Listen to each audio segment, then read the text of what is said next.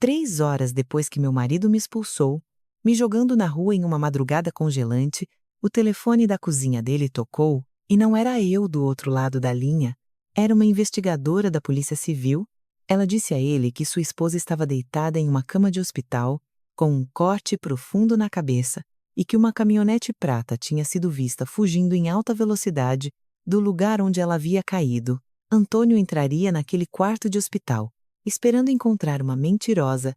Em vez disso, ele encontraria uma verdade que nunca se permitiu enxergar, mas antes de tudo isso, houve uma porta trancada, a luz da varanda se apagando e um homem que eu amei por 18 anos, escolhendo a palavra do filho em vez da minha. Eu tinha 50 anos de idade, estava parada na minha própria varanda, usando apenas um suéter fino de lã, vendo meu marido girar a chave da fechadura pelo lado de dentro. O vento gelado daquela noite de julho na serra batia de lado sob a luz da varanda, cortando meu rosto, enquanto Felipe estava de pé atrás dele, com a postura calma e satisfeita de um homem que acabou de vencer uma guerra que eu nem sabia que estava lutando. Vá embora, Helena, Antônio disse pela fresta da porta, sem nem abri-la direito. Não quero olhar na sua cara até que o dinheiro seja devolvido. Você realmente acredita que eu roubei de você? Eu perguntei. Minha voz saiu mais firme do que eu me sentia. Eu acredito no meu filho. 5 palavras. 18 anos.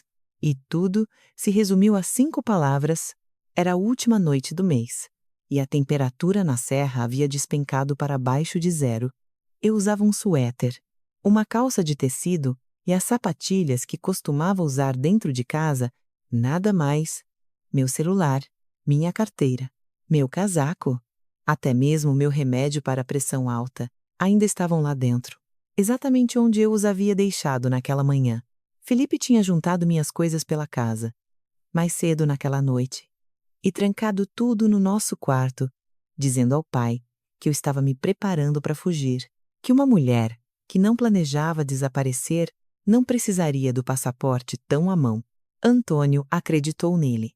Ele me deu 10 minutos para sair e não me deixou voltar, nem para pegar meu telefone. Tinha certeza de que eu usaria esses minutos para apagar provas de algo que eu não tinha feito. Eu não gritei. Eu não implorei. Eu disse a Antônio, o mais calmamente que consegui, com meus dentes já começando a bater de frio, que o setor de fraudes do banco já estava investigando as irregularidades na conta e que tinha sido eu quem as havia denunciado. Felipe me cortou antes que eu terminasse a frase. Não deixe ela enrolar você, pai. Ela está fazendo isso há semanas. Olhei para o rosto do meu marido sob a luz da varanda e entendi naquele instante que ele já havia chegado ao seu veredito. Ele não me fez uma única pergunta justa. Ele simplesmente me deu uma sentença e esperava que eu a cumprisse. Dei um passo para trás, saindo da varanda, antes que ele pudesse chamar a polícia e dizer que eu era quem estava causando problemas.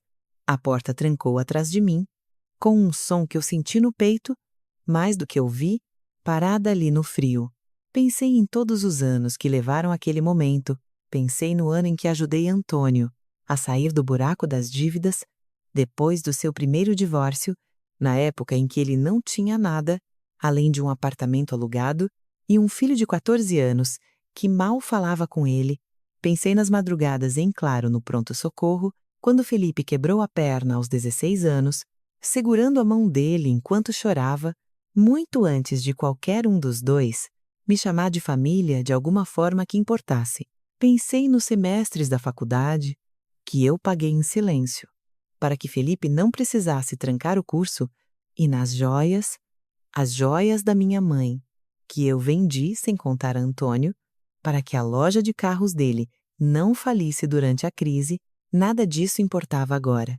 Uma pasta de documentos falsificados e algumas frases bem colocadas por Felipe haviam apagado 18 anos. Em uma única noite, comecei a caminhar em direção ao posto de gasolina, que ficava a mais ou menos 2 quilômetros pela estrada, o único lugar que eu sabia que ainda estaria iluminado àquela hora. O vento atravessava meu suéter, como se ele nem existisse. Minhas sapatilhas ficaram encharcadas. Nos primeiros metros, Eu podia sentir meus pés perdendo a sensibilidade, aquela dor surda, se transformando em algo muito pior. Mantive meus braços cruzados ao redor do corpo e a cabeça baixa, contando as caixas de correio. Para impedir que minha mente entrasse em pânico, em algum lugar depois da quarta casa, ouvi um motor acelerar atrás de mim. Faróis varreram a estrada, brilhantes demais, rápidos demais. Para uma rua residencial tão silenciosa àquela hora, eu me virei instintivamente, um velho instinto dos meus dias como investigadora de fraudes, me dizendo para olhar o veículo, e foi então que meu pé pisou em uma placa de gelo na calçada. Eu caí com força, minha cabeça batendo direto no meio-fio. A última coisa que vi, antes que o mundo virasse e as bordas ficassem escuras, foi uma caminhonete prata, parada com o motor ligado a uma curta distância, suas luzes traseiras brilhando em vermelho na neblina gelada. Havia algo no formato dela, um amassado na lateral traseira, que me era familiar de um jeito que fez meu estômago revirar, mesmo enquanto a consciência fugia de mim. Eu soube, parecia exatamente com o carro de Felipe. Não sei quanto tempo fiquei caída ali no gelo. A última coisa de que me lembro é a voz de uma mulher, afiada pelo pânico, gritando para alguém ligar para o 190, 3 horas depois. O telefone tocou na cozinha do meu marido, mas não era a polícia ligando para perguntar se ele queria buscar a esposa para levá-la para casa. Eles estavam ligando porque precisavam que ele fosse identificar o que restou da história, que ele achava que conhecia. Para entender como acabei sozinha naquela estrada, é preciso voltar 1 mês e meio, até o dia em que Felipe apareceu na nossa porta, com 2 malas e uma história sobre uma empresa de tecnologia que havia demitido metade da equipe. Ele disse que a namorada o tinha deixado, disse que só precisava de alguns meses para se reerguer. Olhei para o rosto de Antônio, quando ele perguntou se o filho poderia ficar conosco, e eu disse que sim, porque eu amava meu marido, e porque eu lembrava como era ver alguém que você ama sofrendo, sem ter ninguém para segurar. Eu só não sabia ainda que era eu quem ia precisar ser segurada. Logo nas primeiras 2 semanas, comecei a notar coisas. Felipe atendia ligações no quintal, andando de um lado para o outro, sua voz baixando sempre que eu chegava perto de uma janela. Ele perguntou mais de uma vez, daquele jeito casual que as pessoas usam para testar o terreno, quanto a casa valeria se um dia vendêssemos. Eu o encontrei no escritório de Antônio, mexendo em pastas que não tinham nada a ver com ele. Ele sugeriu ao pai, primeiro com cuidado, depois com mais insistência, que Antônio deveria colocar o nome dele na escritura da casa, só por precaução. Caso algo acontecesse, ele disse a Antônio, quando achou que eu não estava ouvindo, que eu tinha ficado controladora com o passar dos anos, que eu gostava de manter meu marido dependente de mim. Passei 11 anos investigando fraudes de seguros antes de me tornar consultora de riscos, e velhos instintos não morrem.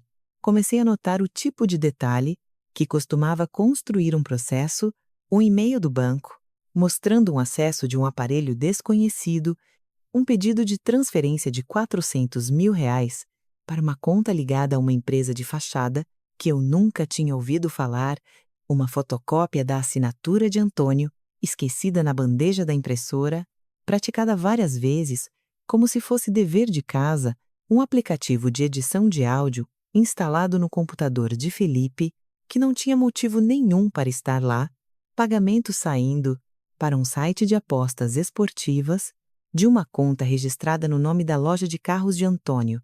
Eu não o confrontei. Confronto, na minha experiência, só ensina um mentiroso a se esconder melhor. Em vez disso, denunciei discretamente as irregularidades ao setor de fraudes do banco, fotografei o histórico de acessos antes que pudesse ser apagado.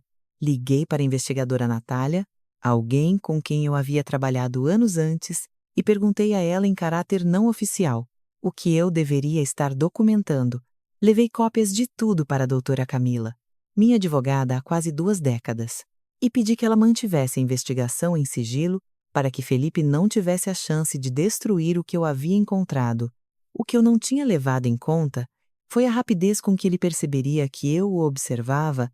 Felipe percebeu que eu estava montando um caso contra ele, e em vez de fugir, ele decidiu se adiantar. Ele construiu a própria história, e a construiu muito bem. Criou um e-mail falso, feito para parecer que tinha sido enviado por mim para um corretor de imóveis da região, perguntando sobre uma venda rápida. Imprimiu um rascunho de contrato, com meu nome digitado no final, tirou uma foto da tela com o pedido de transferência e cortou a imagem, para que parecesse uma transação concluída. Em vez de um pedido ainda congelado na fila de verificação do banco, ele pegou o relógio do meu sogro, que ficava em uma caixa na gaveta da minha cômoda, um relógio que eu havia mandado consertar 3 semanas antes, com o recibo guardado no meu escritório, para provar, e deixou a caixa vazia para trás, para Antônio encontrar. O pior de tudo foi a gravação. Eu tinha falado ao telefone com a doutora Camila sobre preparar uma procuração médica clara, caso Antônio voltasse a ter uma daquelas crises de tontura que o levaram ao pronto-socorro naquela primavera. O que eu realmente havia dito foi: se Antônio ficar incapaz de tomar decisões por conta própria por causa de um derrame, precisamos de uma procuração médica clara em vigor. Felipe passou o áudio por algum software de edição e o reduziu a algumas poucas palavras. Antônio não terá mais o direito de decidir. Precisamos da procuração. Arrancado do contexto, soava como uma mulher planejando assumir o controle da vida do próprio marido.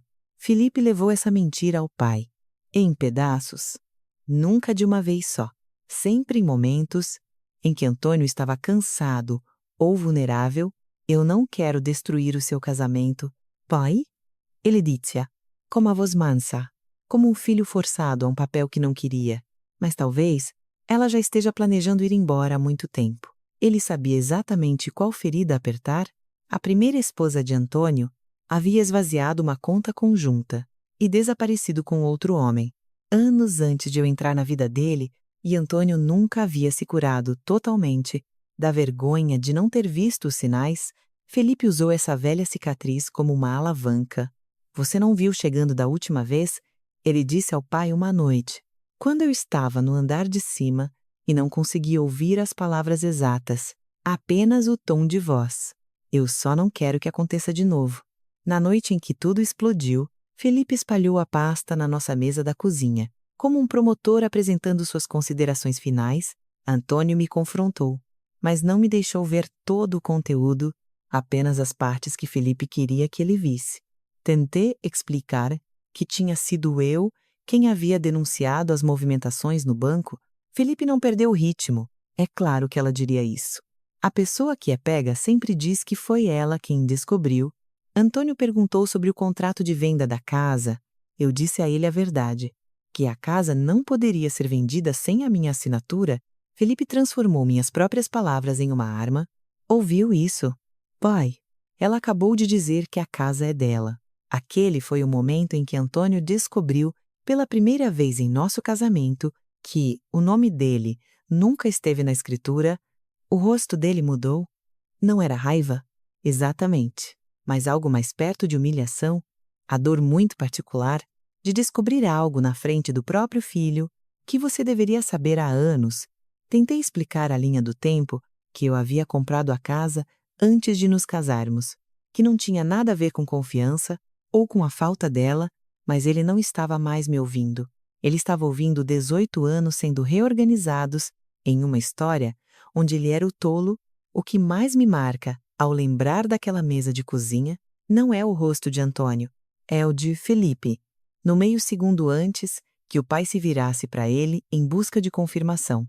Não era raiva, era medo. Entendi isso com clareza, somente depois que já estava caída no gelo. Felipe não queria apenas que eu saísse de casa naquela noite, ele precisava que eu ficasse longe do meu celular e do meu computador, antes que o plano dele pudesse acontecer, sem a minha interferência. A mulher que me encontrou se chamava Dona Marta, uma enfermeira aposentada de 60, e 2 anos voltando da casa da irmã. Quando os faróis iluminaram algo escuro contra o acostamento branco da estrada, ela me disse depois que quase me confundiu com um galho caído e que foi apenas o formato de um braço contra o gelo que a fez diminuir a velocidade, ela encostou o carro, ligou para o 190 antes mesmo de sair. Ela guardava um cobertor térmico no porta-malas, um hábito de 30 anos de enfermagem, e me enrolou nele enquanto esperava a ambulância. Conversando comigo o tempo todo, mesmo que eu não pudesse responder, ela notou uma caminhonete prata, saindo da área, suas luzes traseiras sumindo na curva sem parar, e algum instinto a fez memorizar parte da placa antes que o carro desaparecesse. Ela anotou na palma da mão com uma caneta porque não confiava na própria memória. No Hospital Santa Catarina, o Dr. Ricardo me diagnosticou com hipotermia de leve a moderada, uma concussão leve, um corte na têmpora que precisou de pontos e batimentos cardíacos irregulares, causados pelo frio e pelo estresse no meu corpo. Ele queria me manter em observação por várias horas. Antes de pensar em me dar alta, lembro de acordar devagar. As luzes fluorescentes fortes demais, o bip de um monitor marcando o ritmo do meu pulso, e o primeiro pensamento coerente que tive foi perguntar que horas eram. O segundo foi pedir para alguém ligar para a investigadora Natália. Natália chegou em menos de 1 hora. Ela me reconheceu imediatamente. Tínhamos trabalhado no mesmo caso de fraude de seguros anos antes, quando eu ainda carregava um distintivo. Em vez de cobrar por consultoria, ela não me abraçou, nem me tratou com pena. Puxou uma cadeira para o lado da cama e me pediu para contar tudo na ordem. Começando do momento em que Antônio trancou a porta, eu contei. Disse que Antônio tinha me expulsado, que Felipe tinha ficado com o meu celular, que o veículo no local poderia ser o de Felipe, e que Felipe sabia que eu estava trabalhando com o banco, o que significava que ele tinha um motivo para querer que eu ficasse isolada naquela noite. Natália não tirou conclusões precipitadas. Ela me disse claramente que era muito possível que a caminhonete fosse uma coincidência, que a tristeza e o medo fazem as pessoas verem intenção, onde há apenas má sorte. Mas o fato de o veículo de Felipe estar na região e de o motorista não ter parado para uma mulher caída inconsciente no frio era algo que precisava ser investigado, independente da intenção. As provas começaram a chegar rápido depois disso. Dona Marta forneceu a parte da placa, que havia decorado. As imagens das câmeras do posto de gasolina mostraram uma caminhonete prata idêntica à de Felipe, passando por ali. Minutos depois de eu ter saído de casa, os radares inteligentes da rodovia confirmaram que o veículo tinha dado a volta pelo bairro antes de ir embora de vez. O banco ligou para avisar que alguém tinha acabado de tentar acessar a conta bloqueada e tentado cancelar a investigação de fraude. O acesso foi rastreado para um aparelho registrado no nome de Felipe. Com o risco de que provas fossem apagadas a qualquer momento, os policiais agiram rápido, conseguindo um mandado de busca e apreensão com o juiz de plantão. Natália mesma ligou para Antônio. Eu só podia ouvir o lado dela da conversa da cama do hospital, mas foi curta e direta. Senhor Antônio, aqui é a investigadora Natália. Sua esposa está no Hospital Santa Catarina. Ouvi o leve pânico pelo telefone. Mesmo a alguns metros de distância, o hospital? O que aconteceu? Ela foi encontrada inconsciente na beira da estrada, sofrendo de hipotermia. O senhor precisa vir agora. Ele perguntou. Pelo jeito, se eu estava prestando queixa contra ele, a resposta de Natália foi seca. O senhor deveria estar preocupado se ela vai sobreviver à noite. Felipe tentou impedi-lo de sair. Eu só soube dos detalhes depois. Mas Antônio me contou que Felipe argumentou que eu estava encenando tudo aquilo, que eu tinha me colocado em perigo de propósito, só para fazer-lo se sentir culpado, que a polícia poderia estar tentando criar uma armadilha para incriminá-lo e que ele deveria ligar para um advogado antes de ir a qualquer lugar. Antônio disse que algo no tom de voz de Felipe naquela noite finalmente pareceu errado, calculado demais, ensaiado demais para um filho preocupado com o pai. Como você sabe que a sua madrasta sofreu um acidente? Antônio perguntou a ele. Felipe hesitou. Depois, disse que tinha escutado a ligação, mas Natália nunca havia usado a palavra acidente. Antônio chegou ao hospital pouco depois Ao se aproximar do meu quarto, ele viu 2 policiais do lado de fora, um representante do setor de fraudes do banco e a doutora Camila, minha advogada. Já estavam sentados perto do posto de enfermagem, com uma pasta no colo. Em uma pequena mesa perto da porta, estava o relógio do pai dele. Selado dentro de um saco plástico de evidências, ele entrou devagar, olhou para mim, para o curativo branco na minha cabeça, minha pele ainda pálida de frio, o acesso de soro preso nas costas da minha mão. E algo no rosto dele desabou, então Natália deu um passo à frente e colocou uma foto impressa das câmeras do posto de gasolina na mesa, bem na frente dele. Antônio olhou para a imagem. Para o motorista atrás do volante da caminhonete prata, o rosto dele ficou da cor da parede do hospital. Não, ele disse tão baixo que quase não ouvi. Isso não pode estar acontecendo. Antônio ficou congelado na porta. Pelo que pareceu 1 minuto inteiro, antes de se forçar a caminhar até a cama, eu o observei avaliar meu estado do jeito que se avalia os danos depois de uma tempestade. O curativo, a palidez, o choro, a sacola de plástico do hospital na cadeira.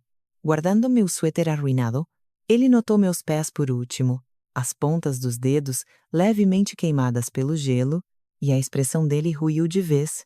Quando entendeu o que aquilo significava, ele tinha me mandado para a rua, em uma madrugada de inverno, sem um casaco, sem calçados adequados, sem nem mesmo o meu celular para pedir ajuda. Helena, ele disse. Eu não sabia. Você sabia que estava congelando lá fora? Eu disse. Mantive minha voz controlada. Não adiantava aumentar o tom. Algumas verdades atingem com mais força quando são ditas em voz baixa. Natália se aproximou e ergueu a foto impressa novamente, mostrando a Antônio o que ela realmente revelava. A caminhonete de Felipe perto do local onde eu havia caído, com o horário marcando poucos minutos depois de eu ter saído de casa.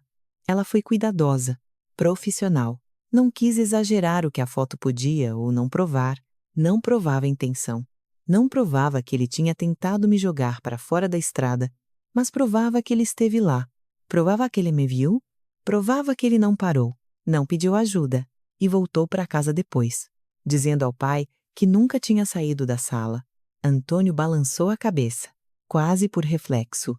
Felipe estava em casa comigo. Natália colocou os dados dos radares inteligentes ao lado da fotografia, os horários se alinhando como um livro-caixa que não deixava margem para discussão. Eu vi a certeza do meu marido rachar em tempo real, vi ele chegar. Devagar e contra tudo o que queria acreditar. A mesma conclusão que havia dito na porta. Não, ele disse de novo. Isso não pode estar acontecendo. Então foi a vez da doutora Camila. Ela explicou, com o tom calmo que usava nos tribunais, que eu tinha mandado o relógio do pai dele para o concerto 3 semanas antes. Ela tinha o recibo, a joalheria tinha as imagens das câmeras de segurança, mostrando a data em que deixei o relógio com a minha assinatura na ficha de entrada. Felipe, ela explicou, tinha ido à loja depois e retirado a peça sob falsos pretextos, dizendo que estava buscando em nome do pai. Ele havia deixado a caixa vazia na minha gaveta para alguém encontrar exatamente no momento certo. Os policiais, desde então, já tinham encontrado o relógio, escondido em um compartimento, embaixo do banco do motorista no carro de Felipe. Eu vi algo mudar nos olhos de Antônio. A pasta que Felipe tinha montado não era prova, era um cenário de teatro. O representante do banco falou em seguida, explicando a transação que Felipe tinha usado como prato principal. Eu não tinha sacado R$400 mil. Eu mesma havia denunciado a tentativa, dias antes de Antônio sequer ver a foto impressa. A transferência tinha partido do tablet antigo de Antônio, um aparelho que ele quase não usava mais. O código de verificação, usado para confirmar a transação, tinha sido desviado para um celular pré-pago, vinculado a Felipe. A conta recebedora pertencia a uma empresa de fachada que Felipe havia registrado usando o nome de um velho amigo para manter o dele fora da papelada. Antônio não conseguia mais olhar diretamente para mim, ele mantinha os olhos na pasta que Camila tinha trazido, como se olhar com força pudesse reorganizar os fatos de volta para a mentira em que ele tinha acreditado naquela manhã. Ele tentou explicar, fracamente, que as provas de Felipe pareciam convincentes na hora. Ele disse que só queria que eu ficasse fora, por uma noite, disse que planejava ir me procurar. Ele mesmo, de manhã, eu fiz a ele a única pergunta que importava: você apagou a luz da varanda? Enquanto eu ainda estava parada lá. Para onde exatamente você achou que eu deveria ir? Ele não tinha uma resposta para isso. E eu não esperava uma... Quero ser honesta sobre uma coisa aqui, porque acho que importa mais do que o drama da revelação. Eu não o perdoei naquele quarto de hospital. Eu não senti uma onda de alívio lavar a minha raiva, só porque a verdade finalmente apareceu. Felipe construiu a mentira. Sim, mas foi a mão de Antônio que girou a chave da porta. Foi Antônio quem escolheu não me fazer uma única pergunta. Antes de me julgar, eu disse isso a ele, claramente, sem levantar a voz. Felipe construiu a mentira, mas foi você quem abriu a porta e me empurrou para o frio. Ele também não teve resposta para isso. Alguns silêncios dizem mais do que qualquer pedido de desculpas. O telefone de Natália tocou antes que o momento pudesse se estender mais. Ela se afastou alguns metros para atender, sua expressão ficando mais dura enquanto escutava. Quando ela voltou, nos disse que a equipe de busca tinha entrado no quarto de Felipe na nossa casa. O que eles encontraram foi muito além do que qualquer um de nós esperava. Uma cópia da escritura da nossa casa, com meu nome circulado à caneta, como um problema a ser resolvido.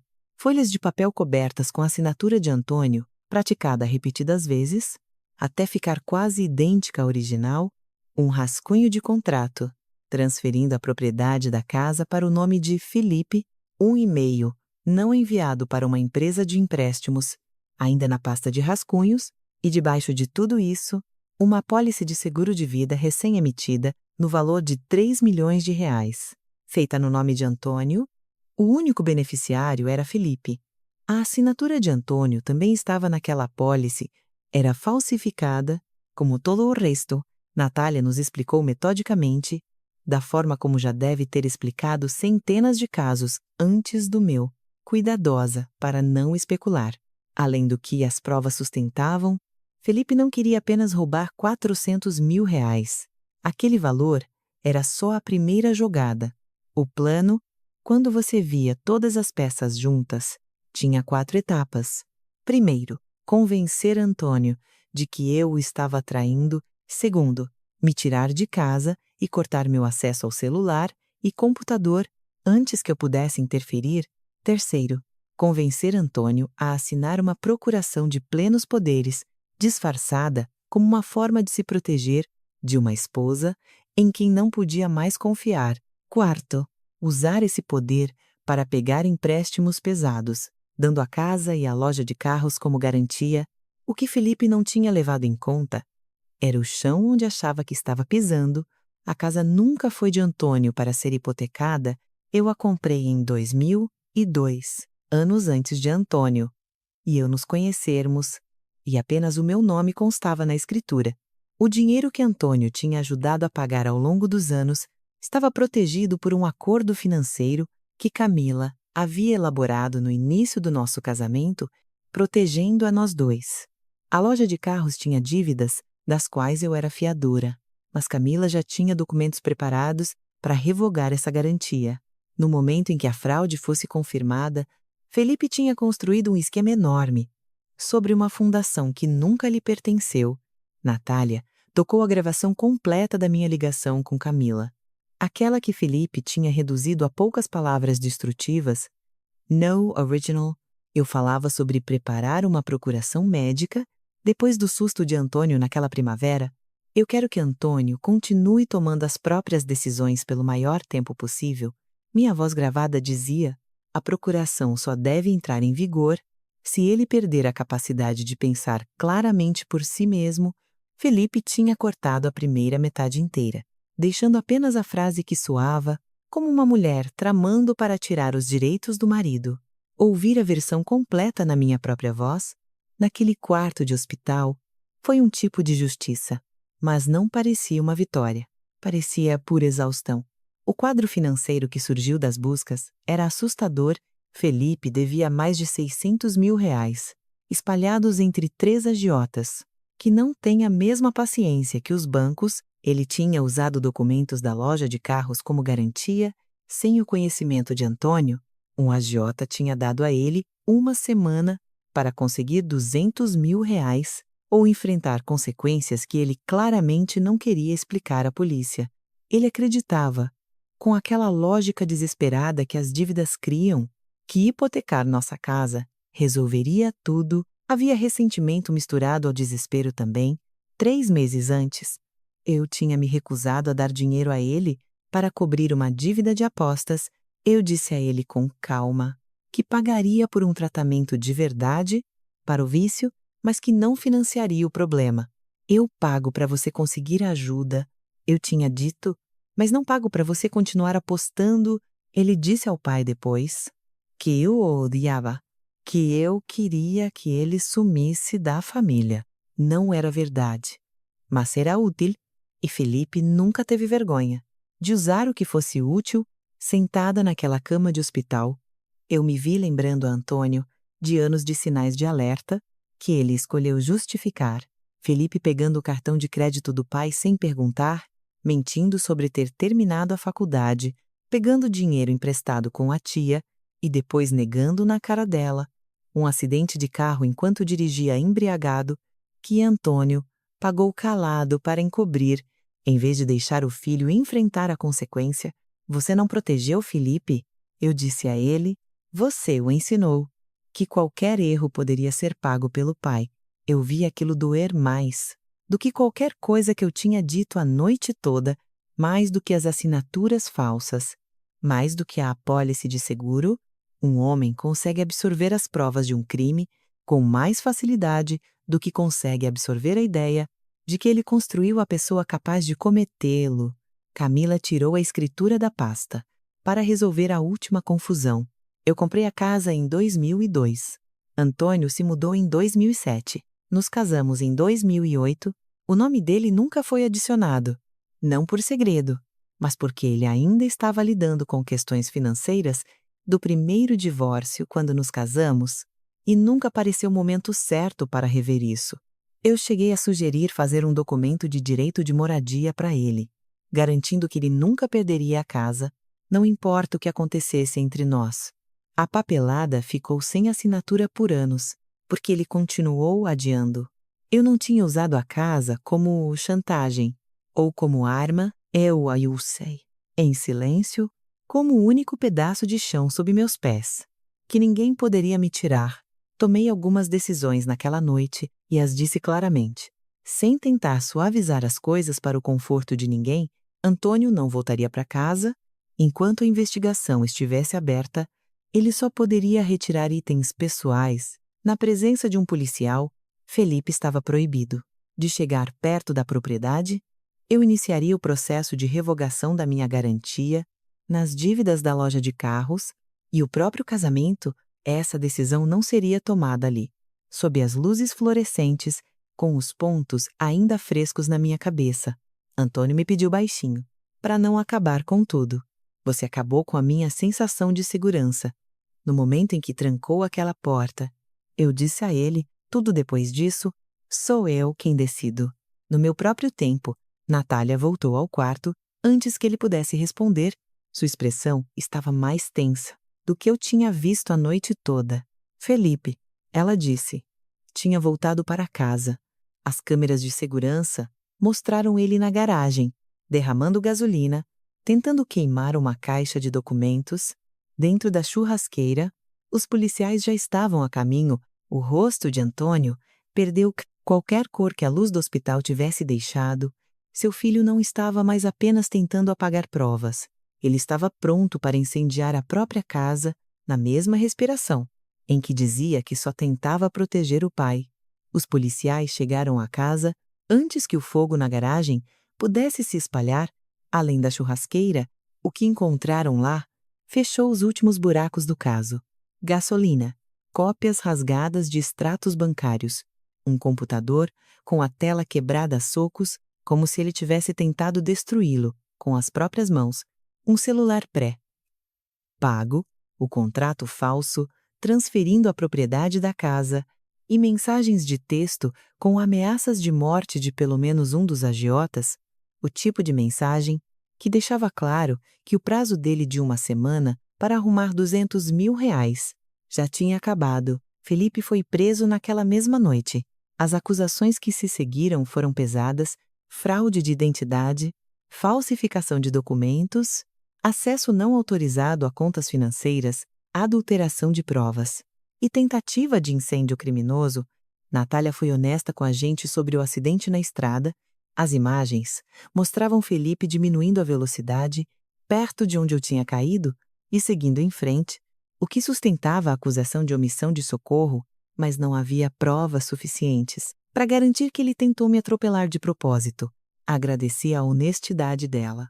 Mais do que posso explicar, teria sido fácil deixar a história se transformar em algo mais dramático e satisfatório, com Felipe sendo julgado por tentativa de homicídio, mas não era isso que as provas mostravam, e eu não queria uma versão da verdade esticada além do que realmente aconteceu.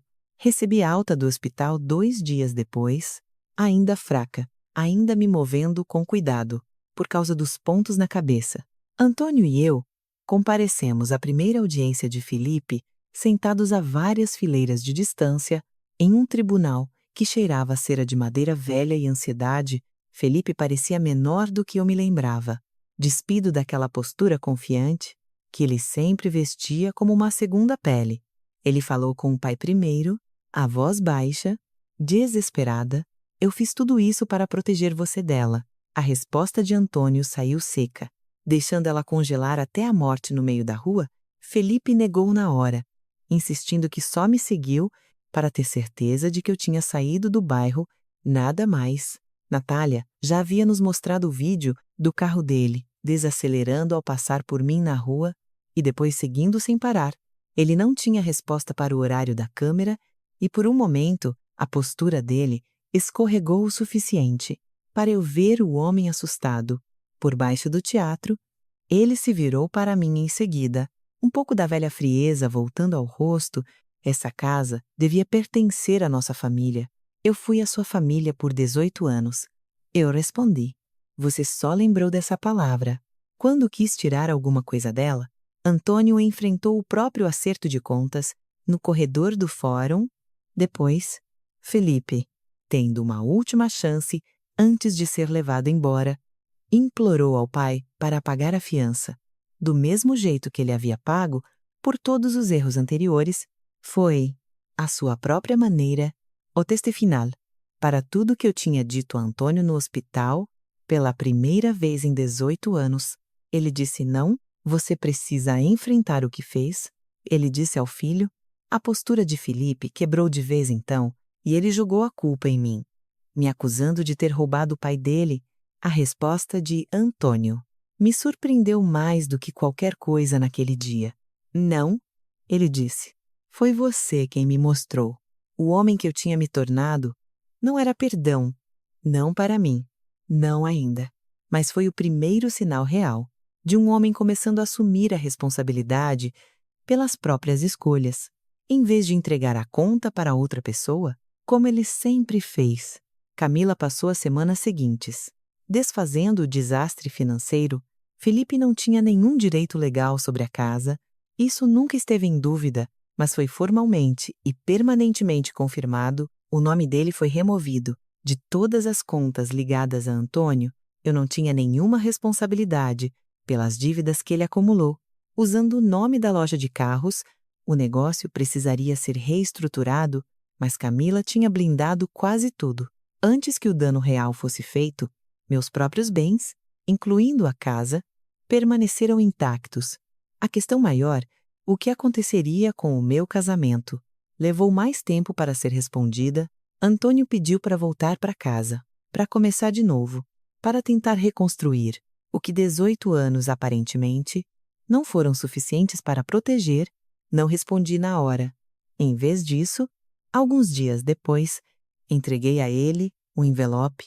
Dentro dele, havia um acordo de separação legal, um planejamento para dividirmos nossas coisas, uma lista do que ele poderia levar de casa e, escondido atrás dos papéis, o recibo de 6 meses de aluguel pago em um apartamento pequeno do outro lado da cidade. O primeiro mês já estava garantido para que ele não se visse sem teto no meio do inverno. Apesar do que ele tinha feito comigo, ele olhou para a pasta por um longo tempo antes de falar: depois de tudo o que eu fiz, você ainda está me ajudando. Eu não quero ver você morrendo de frio. E eu respondi: essa é a diferença entre nós. Eu falei isso como um simples fato, não como uma demonstração de virtude. Algumas pessoas confundem misericórdia com fraqueza. Eu nunca acreditei que fossem a mesma coisa. Ele olhou para os papéis do divórcio de novo e eu vi que ele procurava algo para dizer que pudesse mudar o final. Existe alguma chance para nós? Ele perguntou por fim. Não para o casamento que a gente tinha. Eu disse a ele. Não falei mais do que isso. Eu ainda não tinha decidido se existia algo do outro lado de tudo que sobrevivemos, e eu não ia inventar falsas esperanças. Só para aliviar a culpa dele? Algumas portas se fecham para sempre, outras só precisam de tempo, até você descobrir de qual lado está parado. 6 meses se passaram, até as últimas peças daquele inverno finalmente se ajeitarem.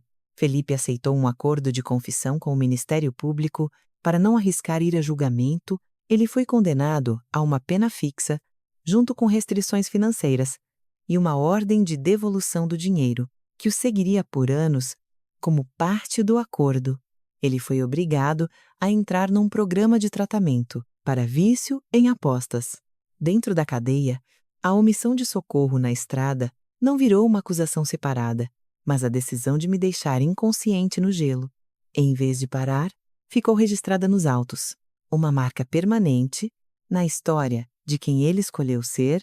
Antônio vendeu a parte dele na loja de carros para pagar as dívidas legítimas que o esquema do filho tinha deixado para trás.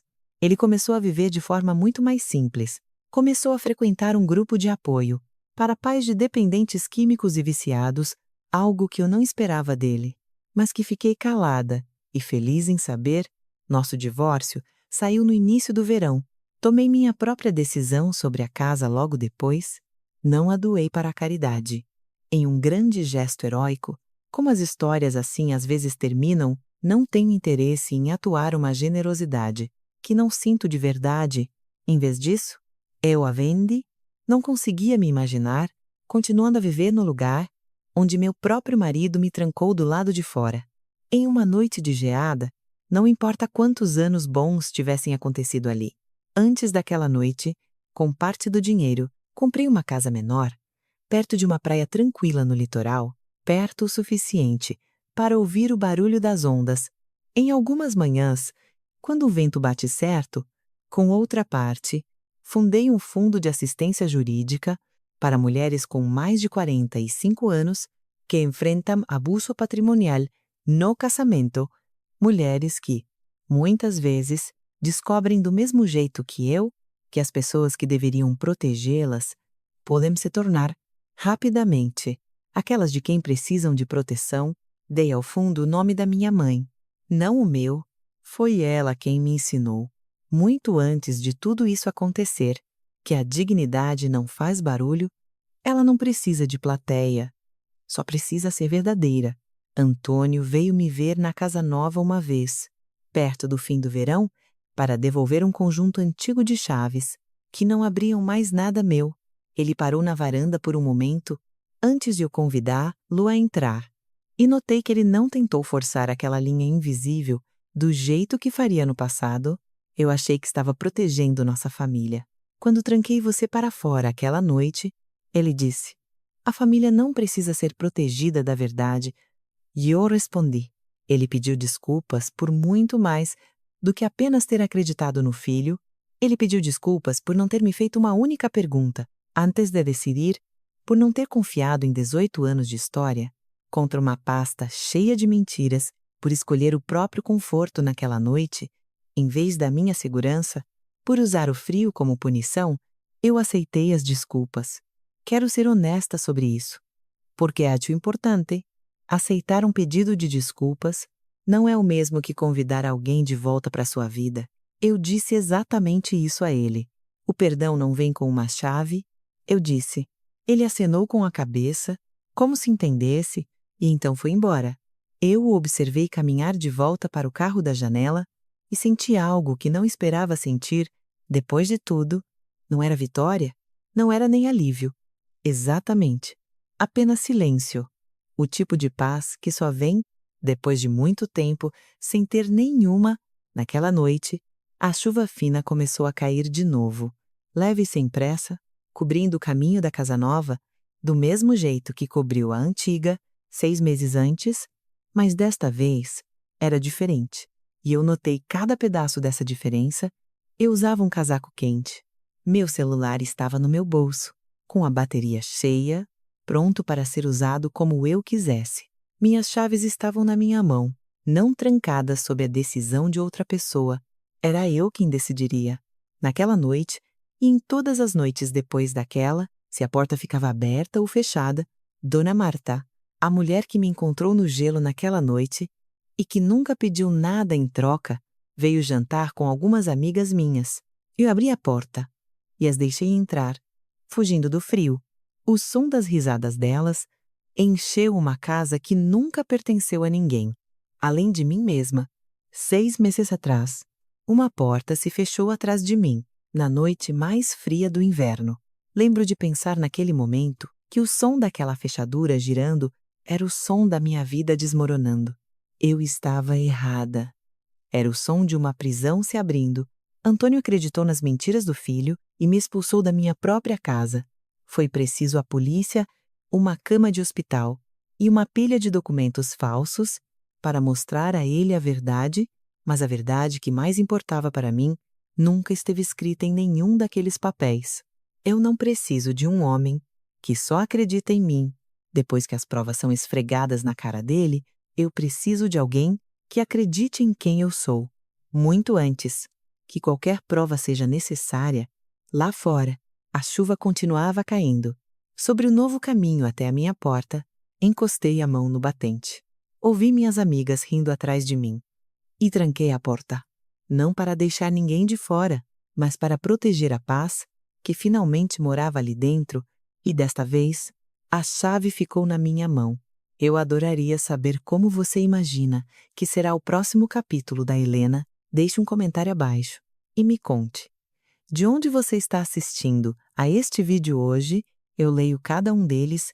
Temos muito mais histórias como essa esperando por você, então se inscreva no canal e não perca nenhum momento. Vamos continuar essa jornada juntos.